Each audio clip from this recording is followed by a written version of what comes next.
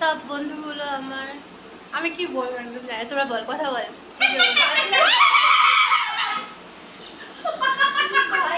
আর কিছু বলার নেই, বলালিস আমরা। এরা হচ্ছে শাকচুন্নি মাই। আমাকে ঠক কেটে গেছে, এটা টাইস নিয়া। দেখি ঠোঁট দেখি, উমু করে দে, উমু উমু। I have the video guys, I send. আমার থাই কেটে গেছে, আমার থাইতে কেটে দিয়েছে।